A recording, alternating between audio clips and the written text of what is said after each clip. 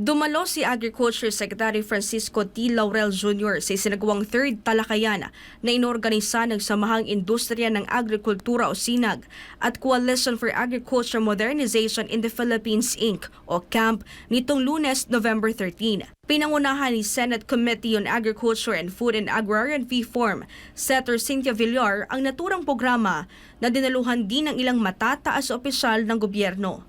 Kabilang sina Department of Agrarian Reform Secretary Conrado Estrella III, Congressman Wilfredo Mark Enverga, Congressman Mark Cuangco, SINAG Chairman Rosendo So, CAMP Board Chairman Emil Javier at ilang industry stakeholders. Layunin ng pagpupulong ay maparating ng mga stakeholder ang iba't ibang may init na isyu na kinakaharap ng sektor at kung papaano na makabuo ng mga solusyon. Partikular ang usapin ng supply ng pagkain tulad ng bigas, presyo ng mga pangunahing bilihin, mga bakuna laban sa sakit na tumatama sa mga alagang hayop.